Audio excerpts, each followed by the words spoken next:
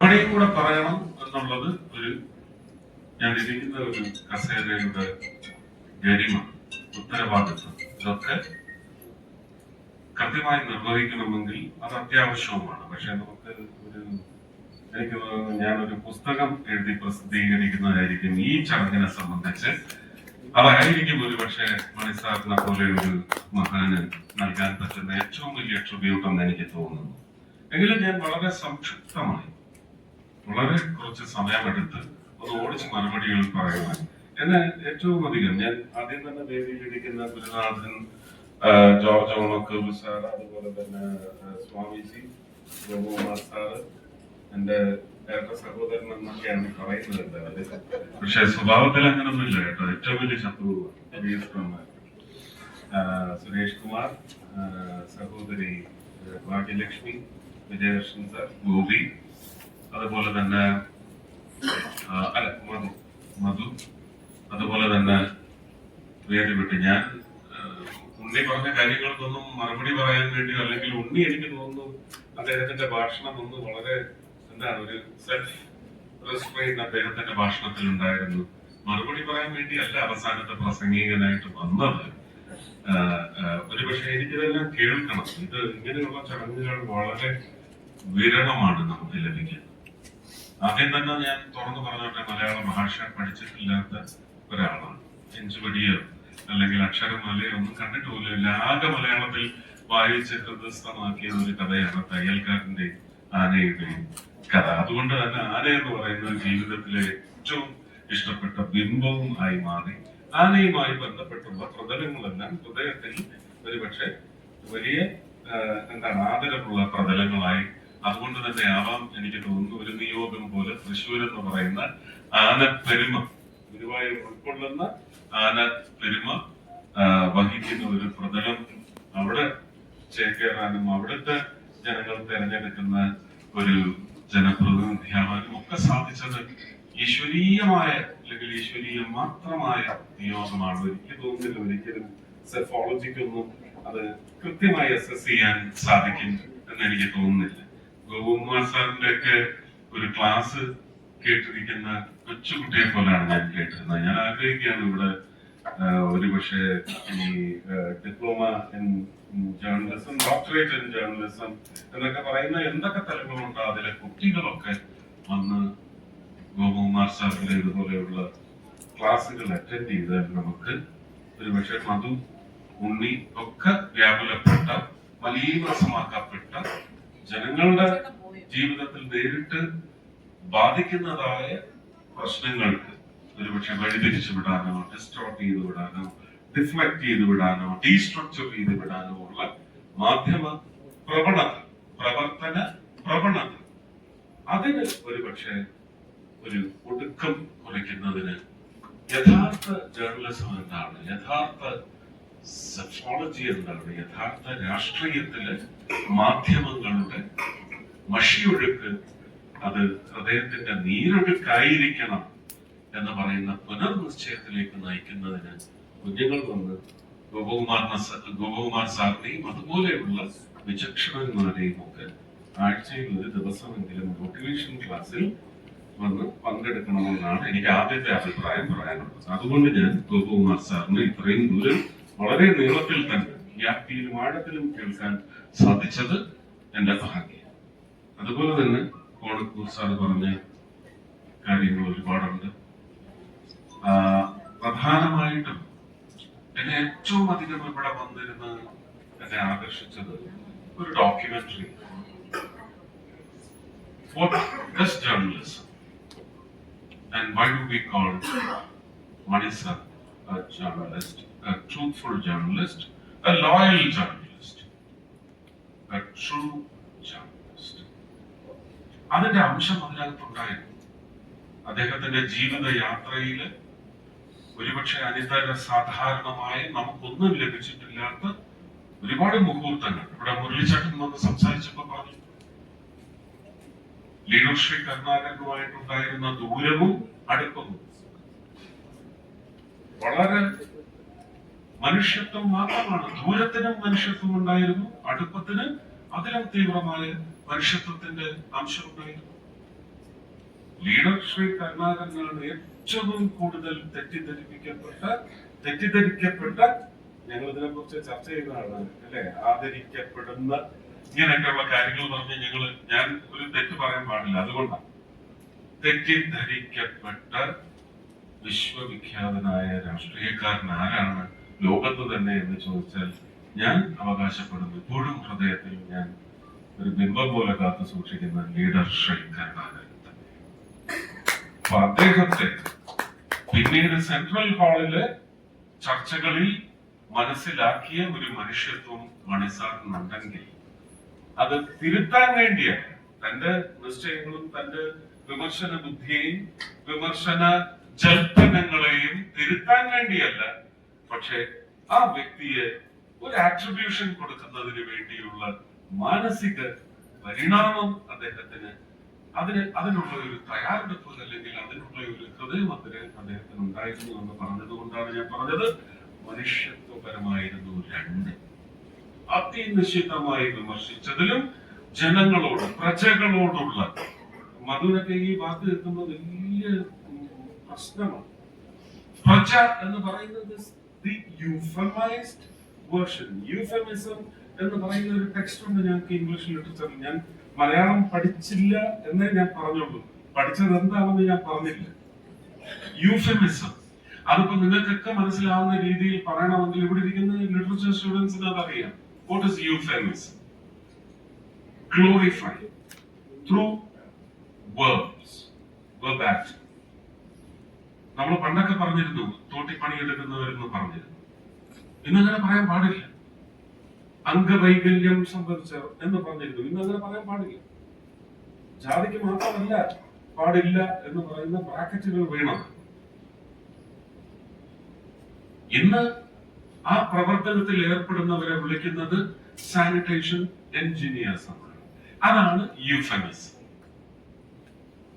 Divinely abled എന്ന് ഞാൻ പറയുന്ന സ്പെഷ്യലി ഏബിൾഡ്, ഇത് യൂഫമിസമാണ്.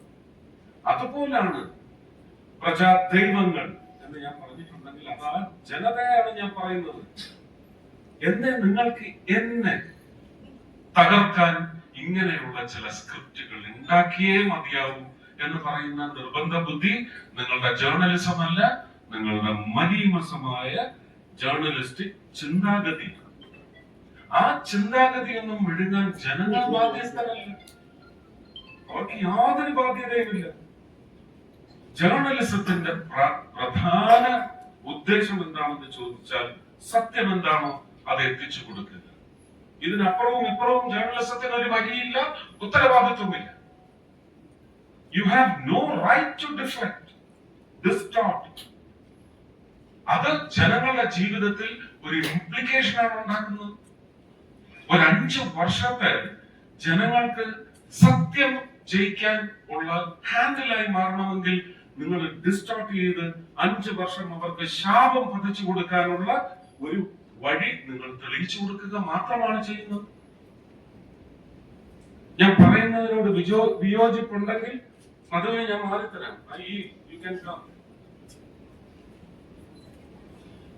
ഞാനെന്ന് പറയുന്ന വ്യക്തി വളരെ ഓപ്പൺ പുസ്തകമാണ്. എനിക്ക് സ്നേഹം മാത്രമേ ഉള്ളൂ. എന്റെ ശത്രുക്കളോട് പോലും എനിക്ക് സ്നേഹം മാത്രമേ ഉള്ളൂ. പക്ഷെ എന്റെ സത്യത്തെ ദ്രോഹിക്കാൻ വന്നാൽ, അപ്പൊ അത് തന്നെ എന്നെ ഒന്ന് ഇൻസ്റ്റിഗേറ്റ് ചെയ്തിട്ടുണ്ട്. വിഴിഞ്ഞം സമരത്തെ സംബന്ധിച്ച് വിഴിഞ്ഞവുമായി ബന്ധപ്പെട്ട് ഒരു ചടങ്ങിന് പോലും പ്രധാനമന്ത്രി വന്നതുകൊണ്ട് അത് പ്രോട്ടോകോളിൽ ഓർഡർ ആയതുകൊണ്ടാണ് ഞാൻ ആ സ്റ്റേജിൽ പറയുന്നത്, അല്ലെങ്കിൽ വിളിക്കുകയില്ല. പക്ഷെ വിഴിഞ്ഞം സാധ്യമായത് എങ്ങനെ എന്ന് ഒരു കാലത്ത് പ്രധാനമന്ത്രി ശ്രീ നരേന്ദ്രമോദി ഒരു പുസ്തകം എഴുതുമെങ്കിൽ അതിൽ പ്രധാനപ്പെട്ട പേരുകളിൽ ഒന്ന് എന്റേതായിരിക്കും. അതിന് മറുപടി ഇവിടെ ഇരിക്കുന്ന ശ്രീ രഘുചന്ദ്രൻ നായർക്ക് 2 മിനിറ്റ് ഞാൻ കൊടുക്കാൻ തയ്യാറാണ്. അദ്ദേഹം പറയണം. 96 മുതൽ ഇതിനു വേണ്ടി സമരം ചെയ്യുന്ന ആളാണ്. ഏതൊക്കെ കാലഘട്ടമാണത്?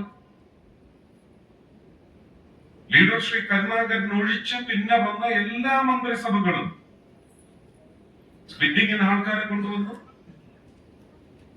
നയനാർ സഖാവ് കൊണ്ടുവന്നാൽ അച്യുതാനന്ദൻ സഖാവ് കൊണ്ടുവന്നാൽ അപ്പൊ തന്നെ കോൺഗ്രസ്സുകാർ പറയും ഇല്ല അത് ചൈനയാണ്, കൊടുക്കാൻ ഒക്കത്തില്ല, ബിഡിങ് ക്യാൻസൽ, വെടിഞ്ഞാൽ നമുക്ക് നഷ്ടപ്പെടും. മറിച്ച് കോൺഗ്രസ് കൊണ്ടുവന്നാൽ അപ്പൊ തന്നെ സഖാക്കന്മാരെല്ലാം കൂടെ പറയാം അത് പാകിസ്ഥാനാണ്, നടക്കില്ല. ഇത് സത്യമാണോ എന്ന് നിങ്ങൾ അന്വേഷിക്കും. I am engaging in journalism. I am just ticking your memory. You have a memory pack. കേരളത്തിലെ ജനങ്ങൾക്ക് അത് ഉണ്ടാവണം, അല്ലേ? സ്മരണ വേണം, സ്മരണ. ഞാൻ തന്നെ പറഞ്ഞ ഡയലോഗാണ്. ഓർമ്മയുണ്ടോ? മുഖം മാറ്റി വയ്ക്കുന്നു. ഇത് കേരളത്തിൽ നടന്ന ചില നിശ്ചയങ്ങളും ദുർനിശ്ചയങ്ങളുമാണ്. അങ്ങനെ വന്ന് അവിടുത്തെ 4 പാരിഷുകളുടെ നേതാക്കന്മാർ, കത്തനാരന്മാർ എന്നെ ഒരു സമരത്തിന് തെരഞ്ഞെടുത്തെങ്കിൽ അന്ന് ഞാൻ BJP കാരനല്ല. 2015 ജനുവരി 14 തീയതിയാണ് മധു ഇവിടെ സൂചിപ്പിച്ച സംഭവം. ഞാൻ എന്തുകൊണ്ട് കൃത്യമായിട്ട് ആ ഡേറ്റ് ഓർക്കുന്നു? എന്നെ ഒരു വർഗീയവാദിയാക്കി മാതൃഭൂമി ചാനൽ തുടങ്ങി വെച്ച് മറ്റെല്ലാ ചാനലുകളും ഒരു വർഗീയവാദിയാക്കിയ ദിവസമാണെന്ന്. എന്തുകൊണ്ടാണ്? 2014 മാർച്ച് 5-ന് ഞാൻ എന്റെ നേതാവിനെ കണ്ടെത്തി ഗുജറാത്തിൽ പോയി. അദ്ദേഹം 1.5 വർഷക്കാലം പോലീസിനെ അയച്ചിട്ട് പോലും പോയില്ല. അവസാനം ഞാൻ വഴങ്ങുന്ന ചില വ്യക്തികളുണ്ട് കേരളത്തിൽ, അവരെ അയച്ച് അപേക്ഷിച്ചിട്ടാണ് ഞാൻ പോയി കണ്ടത്. കണ്ട് ഞാൻ അദ്ദേഹത്തിന്റെ മുന്നിൽ വെച്ച ചാർട്ടർ ഓഫ് ഡിമാൻഡ്സിൽ ആദ്യത്തേത്, അങ്ങ് ഇന്ത്യൻ പ്രധാനമന്ത്രിയായാൽ കേരളത്തിന് വിഴിഞ്ഞം പദ്ധതി തരണം, തന്നാൽ ഞാൻ എന്റെ ജീവിതകാലം മുഴുവൻ അങ്ങയുടെ അടിമയായിരിക്കും എന്ന് ഞാൻ അന്ന് പറഞ്ഞെങ്കിൽ, അത് നികേഷ് എടുത്ത് TV ചാനലിൽ കൊടുത്തെങ്കിൽ, ഞാൻ കേരള ജനതയ്ക്ക് വേണ്ടി ഒരു ഭരണത്തിന് അടിമയായി എന്ന് പറയുന്നത് എനിക്ക് പെരുമയാണ്, എനിക്ക് അഭിമാനമാണ്. അതിനെ ഏത് തരത്തിലാണ് ജേർണലിസ്റ്റിക് ആംഗിളിംഗ്, ഡിഫ്ലക്ഷൻ, ഏത് തരത്തിലാണ് അതിനെ വകമാറ്റി ചെലവാക്കിയത്? അത് ആരുടെ നേട്ടത്തിന്, ആരുടെയൊക്കെ രാഷ്ട്രീയ കുടില തന്ത്രങ്ങൾക്കാണ് അത് വഴിതെളിച്ചു വിട്ടത്? ഇതുപോലെ തന്നെയാണ് പപ്പടം പൊട്ടിച്ചു വെച്ചത്. ആ പപ്പടം മുഴുവൻ ഞാൻ കഴിച്ചു. ഒരു പരിപ്പൊഴിച്ചു, ഇനി സാമ്പാർ വരും. വലിയ പപ്പടം തിരുവിതാംകൂറിൽ മാത്രമാണ് കിട്ടുന്നത്. ആ പപ്പടത്തിൽ നിന്ന് ഒടിച്ചു വെച്ച് അതവിടെ ഞാൻ വെച്ചു. ഇല മടക്കുമ്പോ അതിനകത്ത് ബാക്കി പപ്പടമില്ല. പിന്നെ ഈ എഴുതിയവനും മുളച്ചൊടിച്ചവനുമാണോ ഒന്ന് അത് തിന്ന്? ഇനി പപ്പടം എടുത്തു വെച്ചയാള് ഗ്ലൗസ് ഇല്ലായിരുന്നു, അതുകൊണ്ടാണെന്ന് പറഞ്ഞു. അതേ ആള് തന്നെയാണ് ഉപ്പേരിയും ശർക്കര വരട്ടിയും വെച്ചത്. അത് മുഴുവൻ ഞാൻ ആദ്യം കഴിക്കും. എവിടെയാണ് ജേർണലിസം പോകുന്നത്? നിങ്ങളുടെ ഉദ്ദേശം എന്താണ്? ഞാനത് മണിസാറിലേക്ക് കൊണ്ടുവന്ന് കണക്ട് ചെയ്യും കേട്ടോ. മാത്തുക്കുട്ടി ചാനലിലേക്ക് ഞാൻ കണക്ട് ചെയ്യും. സ്വർഗീയനായ ശ്രീ വീരേന്ദ്രകുമാറിലേക്കും ഞാൻ കൊണ്ടുവന്ന് കണക്ട് ചെയ്യും. നിങ്ങൾ തല കുനിച്ച് നാണിക്കേണ്ടി വരും. 3 പേർക്കും സ്ക്രിപ്റ്റ് ഉണ്ട് കൃത്യമായ. കാട്ടുകള്ളൻ എന്ന് പ്രഖ്യാപിച്ചതിന്റെ പേരിൽ ചീഫ് എഡിറ്റർ സ്ഥാനം മാത്രമല്ല രാജിവെക്കേണ്ടി വന്നത്, പിടിച്ച് തുറങ്കിലടച്ചു. അങ്ങനെ ഒരു രാഷ്ട്രീയ പാരമ്പര്യം ഈ നിങ്ങൾ മഹത്വവൽക്കരിക്കുന്ന കേരളത്തിന്റെ ഭരണത്തിനുണ്ട്, ഭരണ രാഷ്ട്രീയങ്ങൾക്കുണ്ടായിരുന്നു. ഇല്ലെന്ന് ഇപ്പൊ പറ. എന്നിട്ടാണോ പറയുന്നത് ഇപ്പോഴത്തെ രാഷ്ട്രീയക്കാർക്ക് അല്ലെങ്കിൽ ഭരണങ്ങൾക്ക് വിമർശനം ഇഷ്ടമല്ല? ആരെയും പിടിച്ച് തുറങ്കിൽ അടച്ചിട്ടില്ല ഞങ്ങൾ. രാഷ്ട്രീയ വിമർശനം അത് ജേർണലിസത്തിലൂടെ നടത്തിയതിന്റെ തലങ്ങൾ എന്താണെന്ന് നിങ്ങൾ ഒന്ന് റിസർച്ച് ചെയ്യും. ഫോർ ദ പാസ്റ്റ് 11 years, കഴിഞ്ഞ 11 വർഷത്തെ നിങ്ങളുടെ കേന്ദ്ര ഭരണത്തിനെതിരെയുള്ള വിമർശനത്തിന്റെ, ഞാനത് പറഞ്ഞ ചില വാക്കുകളൊക്കെ ഉപയോഗിക്കത്തില്ല, അത് ഭാഷയിലെ എന്റെ പരിജ്ഞാനക്കുറവ് കൊണ്ട് അങ്ങനെ ഒരു വാക്കായി പോകും. ഉന്നത കുലജാതനൊക്കെ അതാണ്. പക്ഷെ അതിന്റെ ഡിസ്ക്രിപ്റ്റ് ഞാൻ ഉടനെ പറഞ്ഞിട്ടുണ്ട്. നമ്മൾ നമ്മുടെ ജനാധിപത്യ സംവിധാനത്തിൽ അംഗീകരിച്ചിട്ടുള്ള ഈ ബ്രാഹ്മണൻ, നായർ, നായിഡു, നായർ ഞാൻ അന്ന് പറഞ്ഞില്ല കേട്ടോ, കാരണം ഞാൻ നായരായതുകൊണ്ട് പറഞ്ഞിട്ടില്ല, അതെടുത്തല്ല. നായിഡു, റാവു, ഇങ്ങനെയുള്ള ആൾക്കാര് ഈ പറയുന്ന പിന്നോക്ക സമുദായക്കാരുടെ ഉന്നമനത്തിന് വേണ്ടി പ്രവർത്തിക്കാൻ നിയോഗിക്കണം. മറിച്ച് മുന്നോക്ക സമുദായങ്ങളുടെ മുന്നേറ്റത്തിന് വേണ്ടി ഈ പറയുന്ന പിന്നോക്ക ജാതിയിലുള്ള മന്ത്രിമാരെയും നിയോഗിക്കണമെന്ന് പറയുന്ന വിശാലമായ നവോത്ഥാന കാഴ്ചപ്പാടാണ്. അത് ഇല്ലാതാക്കണമെന്നായിരുന്നു നിങ്ങളുടെ ഉദ്ദേശം ആണോ? വളരെ വേദനിപ്പിക്കുന്ന ഒരു പ്രതികാരവുമില്ല. അവരെയൊക്കെ അപ്പൊ തന്നെ നെഞ്ചത്തിങ്ങനെ കൈവച്ച് ദൈവമേ എല്ലാം മ്ലേച്ഛന്മാരാണ് എന്ന് പറഞ്ഞങ്ങ് സമാധാനിക്കും. അത്രയുള്ളൂ. അതിനല്ലാതെ എനിക്ക് ഈ ജനാധിപത്യത്തിൽ സ്വാതന്ത്ര്യമില്ല. അതിനു മേലെ ഇതിനൊക്കെ നിയന്ത്രിക്കുന്നതിന് ഇന്ന് വിമൻസ് കളക്റ്റീവ് പോലെയുള്ള സംഘങ്ങൾ പോരാടുന്നത് പോലെ മാധ്യമങ്ങളുടെ കൂരമ്പുകളിൽ നിന്ന് ഞങ്ങൾ പൗരന്മാർക്ക് മോചനം വേണമെന്ന് പറയുന്ന ഒരു മൂവ്മെന്റ് വന്നാൽ ആ മൂവ്മെന്റ് നയിക്കുന്ന ആളായിരിക്കും ഞാൻ. എന്റെ 6 വർഷത്തെ രാജ്യസഭ പ്രവർത്തന കാലഘട്ടത്തിൽ സ്റ്റാൻഡിംഗ് കമ്മിറ്റി, IT, അതിനകത്ത് INBM, ഇൻഫർമേഷൻ ബ്രോഡ്കാസ്റ്റിംഗ്, എന്റെ വെബാക്ടം എടുത്ത് പരിശോധിക്കാം. എന്നെ കീറി മുറിച്ച് ജീവനോടെ പോസ്റ്റ്മോർട്ടം ചെയ്യാൻ ഉദ്ദേശിക്കുന്നവർ എന്റെ വെബാക്ടം അവിടെ പോയി തപ്പിയെടുക്കണം. പാർലമെന്റ് റെക്കോർഡ്സിലുണ്ട്. അതിലേക്കാണ് രാജ്യം നീങ്ങിക്കൊണ്ടിരിക്കുന്നത്. അന്നേരവും പറയരുത് അന്ന് ഞങ്ങൾക്ക് മണിസാറിന് ജയിലിൽ അടയ്ക്കാനുള്ള സ്വാതന്ത്ര്യം ഉണ്ടായിരുന്നു, പക്ഷെ ആ സ്വാതന്ത്ര്യം ഇന്ന് ആരെങ്കിലും എടുത്ത് ഉപയോഗിച്ചാൽ ഞങ്ങൾ അതിന് നഖവും പല്ലും എന്തെങ്കിലുമൊക്കെ ഉപയോഗിച്ച് ഞങ്ങൾ ഇല്ലായ്മ ചെയ്യും എന്ന് പറയാൻ പാടില്ല.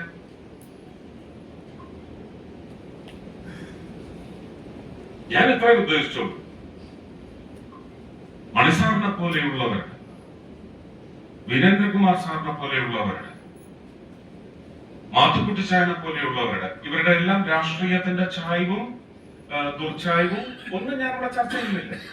പക്ഷെ മാധ്യമ പ്രവർത്തനം എന്ന നിലയ്ക്ക് മുതലാളിത്ത അടിച്ചേൽപ്പിക്കലില്ലാതെ എല്ലാ സ്വാതന്ത്ര്യവും മഷിയൊഴുക്കിന് നീരൊഴുക്കാക്കി മാറ്റാൻ ഉള്ള മുദ്രകൾ അവർ ചാർത്തിയിട്ടുണ്ട്.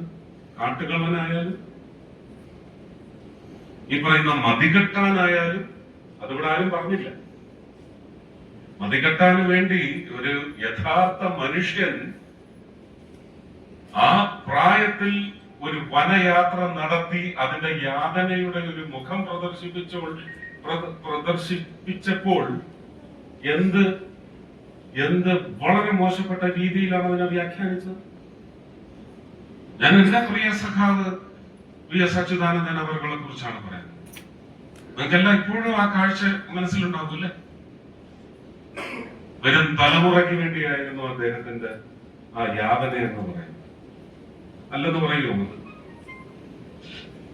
മതികെട്ടാൻ എന്താണ് എന്ന് ഒരു എൻവയൺമെന്റലിസ്റ്റ് അല്ല, ജനിക്കാനിരിക്കുന്ന ഒരു എംബ്രിയോ അറിഞ്ഞിരിക്കണം.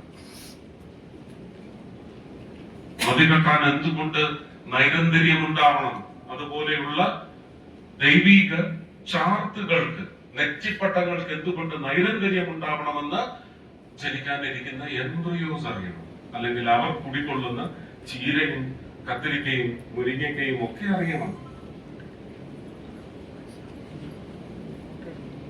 ഇവിടെ ചൈനയെ കുറിച്ച് പ്രതിപാദിച്ചു. ഞാൻ നേരത്തെ പറഞ്ഞ ഡിഫ്ലക്ഷൻ, ഡിസ്റ്റോർഷൻ ഒന്നുമല്ല ഞാൻ പറയുന്നത്, ഡിസ്ട്രാക്ടേഴ്സ്. എന്തുകൊണ്ടാണ് ഇപ്പോഴും പാർലമെന്റിൽ ഒരു വിഷയം എടുത്ത് ചൈന? ഞാൻ ഇപ്പൊ നിങ്ങളുടെ മുന്നിൽ വന്ന് നിൽക്കുന്നത് കൃത്യം 3 ദിവസം മുമ്പ് അതിന് പിന്നോട്ടുള്ള 2 രാത്രികൾ ചൈനയുടെ ബാരലിനോ മിസൈലിനോ ഒക്കെ അവരുടെ മൂക്കിന് താഴെ വെലോങ് വാലിക്ക് മേലെ കിബിത്തു എന്ന് പറയുന്ന 5 കിലോമീറ്റർ ദൂരത്ത് മലമടക്കുകളിൽ കാണാം പച്ചപ്പിനിടയ്ക്ക് ബ്രൗൺ പാച്ച്. അവിടെ അവരുടെ ബൈനോക്കുലറും അവരുടെ സ്റ്റെതസ്കോപ്പും സ്ഫിഗ്മോമാനോമീറ്ററും ലിപ് റീഡറും എന്ന ഈ റേഞ്ചിലാണ് അവർ കണ്ടുകൊണ്ടിരിക്കുന്നത്. എനിക്ക് അവിടുത്തെ സമാധാന അന്തരീക്ഷം എന്ന് പറയുന്നത് നേരിട്ട് ബോധ്യപ്പെടുവാൻ സാധിച്ചു. പിന്നെ നിങ്ങൾ ഏത് ബോർഡറിനെ കുറിച്ചാണ് സംസാരിക്കുന്നത്? പാർലമെന്റിൽ അങ്ങനെ ഒരു വിഷയം ഉന്നയിച്ച് ഒരു ഉച്ചാരണം വരണം, അതുമൂലം ഒരു യുദ്ധത്തിലേക്ക് അല്ലെങ്കിൽ ഒരു കടിപിടിയിലേക്ക് പോകണം, ഒരു അനിശ്ചിതാവസ്ഥ ജനങ്ങളുടെ ജീവിതത്തിൽ ഇന്ത്യയിലും ചൈനയിലും സൃഷ്ടിക്കണമെന്ന് പറയുന്ന രാഷ്ട്രീയ ദുഷ്ടലാക്ക്. അങ്ങനെ അല്ലാതെ മോദിയെ കീഴ്പ്പെടുത്താൻ പറ്റില്ല. പട്ടിണി വരണം യുദ്ധം മൂലം, അരക്ഷിതാവസ്ഥ വരണം യുദ്ധം മൂലം എന്ന് വിചാരിക്കുന്ന ഡിസ്ട്രാക്ടേഴ്സ്. ജനങ്ങൾ തീരുമാനിക്കണം ഈ ഇലക്ഷനിൽ ആ ഡിസ്ട്രാക്ടേഴ്സിന്റെ അനന്തരാവകാശികൾ നമുക്ക് ഈ സംസ്ഥാനത്ത് ഭരണത്തിൽ തുടരണോ എന്ന് കേരളത്തിലെ ജനങ്ങൾ തീരുമാനിക്കണം. ഇതെല്ലാം നിങ്ങളുടെ മുമ്പിൽ ഇട്ട് തരുന്ന പ്രീ ഇലക്ഷൻ സബ്സ്റ്റൻസസ് ആണ്. Please discuss. ഞങ്ങൾ മാത്രമേ ചർച്ച ചെയ്യുന്നുള്ളൂ. ഇവരൊക്കെ ടി വിയിൽ വന്നിരുന്ന സന്ധ്യയ്ക്ക് ചർച്ച ചെയ്യുന്നത് മാത്രമാണ് നിങ്ങൾ കേൾക്കുന്നത്. നിങ്ങൾക്കിടയിൽ ചർച്ചയുണ്ടോ? നിങ്ങളിൽ എത്ര പേർ ഇത്തവണത്തെ ബഡ്ജറ്റ് പഠിച്ചു? ബഡ്ജറ്റ് വരുന്നതിന് മുമ്പ് തന്നെ 2007 വരാൻ പോകുന്ന ഫെബ്രുവരി 1 തീയതി വരാൻ പോകുന്ന ബഡ്ജറ്റിന്റെ സ്ക്രിപ്റ്റ് ഇപ്പോഴേ പ്രതിപക്ഷമായിട്ടുള്ളവര് അത് ആലേഖനം ചെയ്തു കഴിഞ്ഞു. നരേന്ദ്രമോദി ഈ നൂറ്റാണ്ടിന്റെ സെക്കൻഡ് ക്വാർട്ടറിൽ ആദ്യത്തെ ബഡ്ജറ്റ് രൂപകൽപ്പന ചെയ്തിട്ടുണ്ടെങ്കിൽ അത് കേരളത്തിലെ ചേംബേഴ്സ് ഓഫ്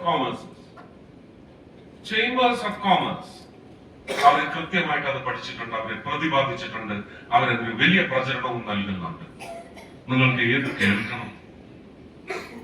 നിങ്ങളുടെ ജീവിതത്തിലേക്ക് നന്മ വരുന്ന വഴി ബഡ്ജറ്റിൽ ഉണ്ടെങ്കിൽ നിങ്ങൾ ആരെ കേൾക്കണമെന്ന് പറയുന്ന ഒരു വിവേചന ബുദ്ധി നിങ്ങൾക്കുണ്ടാവണം, ജനതയ്ക്കുണ്ടാവണം. ഞാൻ ഇങ്ങനെയുള്ള കാര്യങ്ങൾ സംസാരിക്കുമെന്ന് വിചാരിച്ചു വന്ന വേദിയേ അല്ല ഇത്.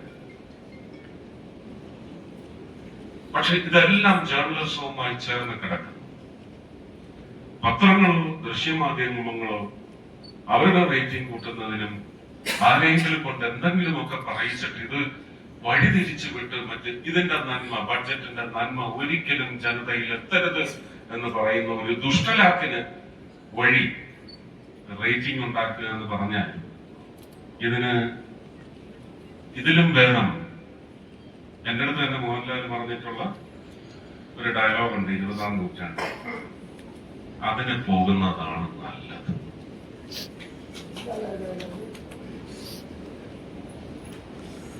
ഞാൻ എന്റെ രാജ്യത്തിന് വേണ്ടിയേ സംസാരിച്ചിട്ടുള്ളൂ. ഒരു വാക്ക് പോലും ഞാൻ ഇല്ലാതെ സംസാരിച്ചിട്ടില്ല. ഇന്നലെ ഉണ്ടായ സംഭവമാണ്. ഇന്ത്യൻ എക്സ്പ്രസ് അത് സദുദ്ദേശത്തോടെയാണ് ചോദിച്ചതെന്ന് ഞാൻ ഇപ്പോഴും വിശ്വസിക്കുന്നു. ഇല്ല, ദുരുദ്ദേശം ഉണ്ടായിരുന്നെങ്കിൽ അത് അവർ പറയണം. അല്ലാതെ അങ്ങനെ ഒരു ആരോപണം ഉന്നയിക്കാൻ ഞാനൊരു മലീമസമായ ജേർണലിസ്റ്റിക് ഗ്രൂപ്പിലെ ഒരു ജേർണലിസ്റ്റ് അല്ല. നല്ല ചോദ്യങ്ങൾ ചോദിച്ച കൂട്ടത്തിൽ ശ്രീ ചാവ്ല ചോദിച്ചത് വേദിയിലിരുന്നുകൊണ്ട് കേരളത്തിൽ BJP ഭരണം പിടിച്ചാൽ അങ്ങ് മുഖ്യമന്ത്രിയാണ്. എനിക്കെന്റെ ഹൃദയം തുറക്കാമായിരുന്നു. പക്ഷെ ഈ സമയത്ത് ഞാൻ എന്ത് പറഞ്ഞാലും അതിന് ഏത് തരത്തിലാണ് പുറത്തു നിൽക്കുന്ന കിങ്കരന്മാർ വളച്ചൊടിക്കാൻ പോകുന്നത് എന്ന ഭയമുണ്ടായിരുന്നു. നട്ടലൊക്കെ വേറെ കാര്യം, അത് നേരിടാൻ ഞാൻ പറഞ്ഞു. ഞാനിതിന് മറുപടി പറയാൻ തയ്യാറല്ല. ഞാൻ വാലില്ലാത്ത മാനകനാണ്. അവരെന്റെ വാല് വാഗ് ചെയ്യുന്നതല്ല അവർക്ക് കാണേണ്ടത്, എന്റെ നാവ് വാഗ് ചെയ്യുന്നതാണ് കാണേണ്ടത്. I will not wag my tongue എന്ന് പറഞ്ഞിട്ട് മറുപടി കൊണ്ട് അവർ തൃപ്തിയാണ്. എങ്കിലും പിന്നീട് എന്നോട് ഗുരുവായൂരപ്പൻ പറഞ്ഞു, ഇതിന് നീ മറുപടി പറയണം. ഭാഗ്യലക്ഷ്മിക്ക് മോറടിക്കുന്നു. അല്ല, ചൊറിയാനൊക്കെ തുടങ്ങി.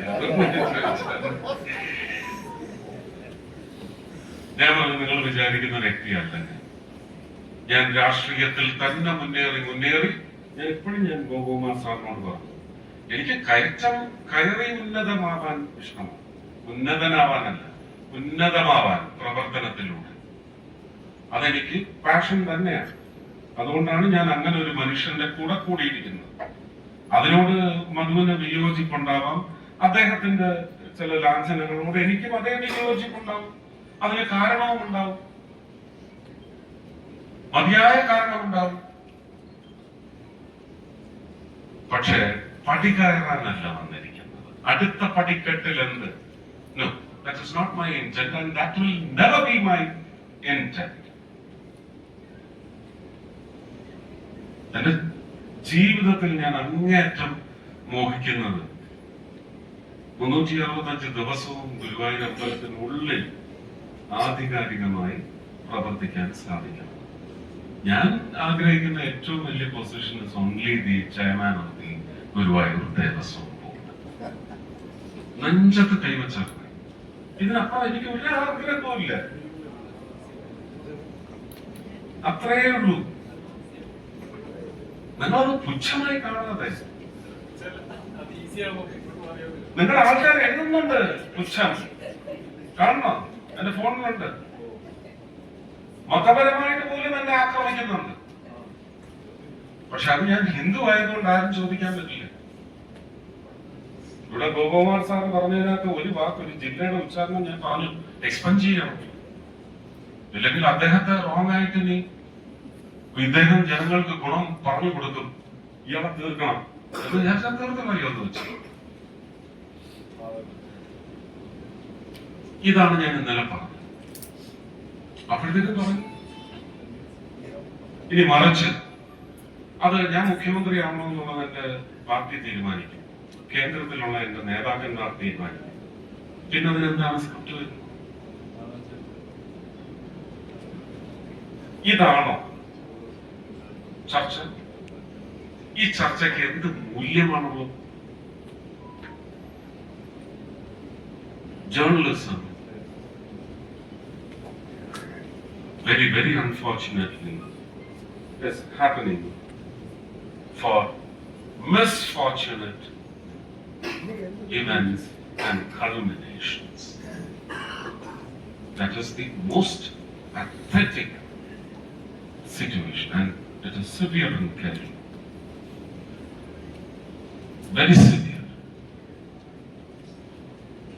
It I don't know. Perfect understanding.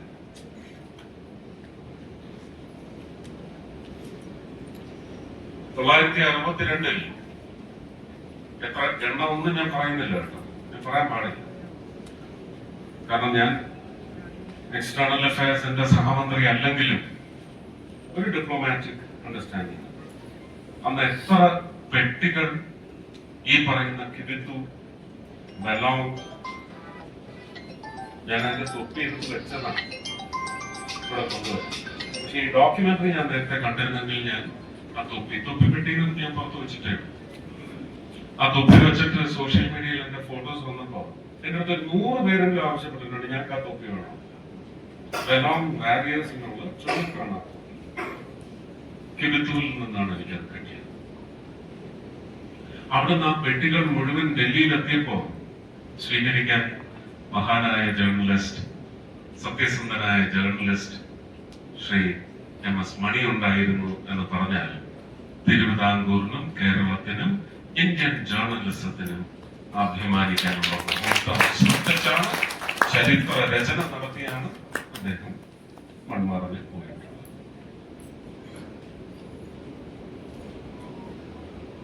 തൃശ്ശൂരിലാണ് ആദ്യത്തെ BJP MP ജനിക്കാൻ പോകുന്നത് എന്നൊരു പ്രവചനം 2024 പ്രവചിക്കാൻ അദ്ദേഹം ഉണ്ടായില്ല.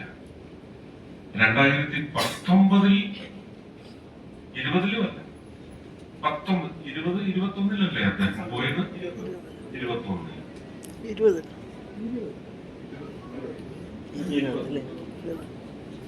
19 ആക്സിഡന്റലാണ് ഞാൻ തൃശ്ശൂര് സ്ഥാനാർത്ഥിയാകുന്നത്. ആദ്യത്തെ 2 പ്രാവശ്യവും അസംബ്ലിയിലായാലും ലോക്സഭയായാലും എന്റെ ഇഷ്ടത്തിന് വിരുദ്ധമായിട്ടാണ് എന്റെ നേതാക്കൾ, പ്രധാനമായിട്ടും 2 പേരും അന്നത്തെ ഞങ്ങളുടെ പാർട്ടി ഓർഗനൈസിംഗ് സെക്രട്ടറി രാംലാൽജി, ഇവരുടെ 3 പേരുടെ ചടുലമായ നീക്കവും നിർബന്ധവുമായിരുന്നു ഞാൻ സ്ഥാനാർത്ഥിയാണ്. അതുകൊണ്ട് മാത്രമായിരുന്നു. പക്ഷെ 3ാം തവണ എന്റെ നിശ്ചയമായിരുന്നു. അത് ഞാൻ അമിത്ഷാജി വടക്കുംനാഥ ക്ഷേത്ര മൈതാനത്തിൽ എന്നോട് സംസാരിച്ചതിന് ശേഷം മാത്രമേ ഞാൻ സംസാരിക്കുമെന്ന് നിർബന്ധം പിടിച്ചെടുത്ത് അന്ന് നിശ്ചയിച്ചതാണ് തൃശ്ശൂർ പിടിച്ചിരിക്കുന്നത്. അതുവരെ ഞാൻ തൃശ്ശൂർ എനിക്ക് വേണം, ഈ തൃശ്ശൂർ നിങ്ങൾ എനിക്ക് തരണം, ഈ തൃശ്ശൂർ ഞാൻ ഇനി എടുക്കുക എന്നേ പറഞ്ഞുവെങ്കിൽ അന്ന് ഞാൻ തീരുമാനിച്ചു തൃശ്ശൂർ പിടിച്ചിരിക്കുന്നു. അത് ഞാൻ പിടിക്കുന്നതല്ല, ജനങ്ങൾ പിടിച്ചെടുക്കുമെന്ന് പറയുന്ന ഒരു സ്ട്രോങ് കൺവിക്ഷൻ എനിക്കുണ്ടായി. പക്ഷെ 2019 ഞാൻ ഓർക്കുന്നു, the most intelligent decision you have made in your whole life is to have chosen Thrissur for your constituency. I told him, Mani sir, it was not my decision. It fell on him. Then it could be blessing. എനിക്ക് തോന്നുന്നില്ല അദ്ദേഹം അമ്പലത്തിലൊക്കെ പോകുന്ന ആളായിരുന്നു അന്ന്. It could be ഗുരുവായൂരപ്പൻസ് blessing. Could be എന്നേ പറഞ്ഞു. പക്ഷെ ഒപ്പം അദ്ദേഹം പറഞ്ഞു, അത് അന്നല്ല, അതിന് മുമ്പ് എന്റെ അച്ഛനുമായിട്ടുള്ള ബന്ധത്തിന്റെ പുറത്തായിരിക്കണം. അദ്ദേഹം പറഞ്ഞു, I missed your intelligence for having chosen politics for your resort. Last resort എന്ന് പറയില്ല കേട്ടോ, കാരണം അതിന്റെ കൂടെ വരുന്ന വാക്ക് ഏതാണെന്ന് അറിയാറുണ്ട്. അത് നിങ്ങൾക്ക് ധാരാളം ഒക്കെ ഉണ്ട്, അത് ഞാൻ ഒരിക്കലും ആവില്ല.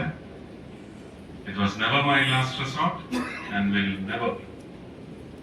That's an assurance I can give my fellow Malayalis or fellow Indians.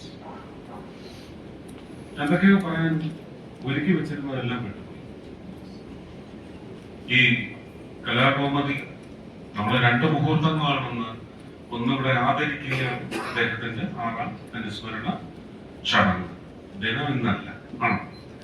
അല്ല, this dinam was my choice, അല്ലേ? I was forced to choose today for this event. ആദരിക്കുകയാണ് ഒരു മുഹൂർത്തം, അല്ലെങ്കിൽ ആചരിക്കുകയാണ്. 2ാമത്തെ മുഹൂർത്തം 50ാം വാർഷികം കലാകൗമുദി. അത് നമ്മൾ ആഘോഷിക്കുകയും ആഘോഷിക്കുന്നത് മണി സാറിനെ, അദ്ദേഹത്തിന്റെ പ്രൊഡ്യൂസർ സുകുമാരൻ സാറിനെയും ഒക്കെ ഈ പ്രസ്ഥാനത്തിൽ ആ കാലം മുതൽ ഒരുപാട് എതിരൊലികൾ മുഴുവൻ തരണം ചെയ്ത് പോരാടി നേടി വന്ന ഒരു മഹാപ്രസ്ഥാനത്തെയാണ് നമ്മൾ ആഘോഷിക്കുന്നത് മണി സാറിലൂടെ. കലാകൗമുദിയിലേക്ക് വരുമ്പോ ഞാൻ നേരത്തെ പറഞ്ഞ് ഒരു തലവാചകമായിട്ട് തന്നെ നാം എടുക്കാം. എനിക്ക് അതിനകത്ത് ഒരു കുറച്ചില്ല, അഭിമാനക്കുറവുണ്ട്, കുറച്ചില്ല. ഞാൻ മലയാളം പഠിച്ചിട്ടില്ല, പക്ഷെ ഞാൻ ഇത്രയും ദൂരം സംസാരിച്ചതിൽ നിന്ന് എനിക്കൊരു ബോധ്യം വരുന്നു, നല്ല മലയാളം അറിയുന്ന ആളാണ് എന്നുള്ള ബോധ്യം എനിക്ക് തരുന്നുണ്ട്. അതാണ്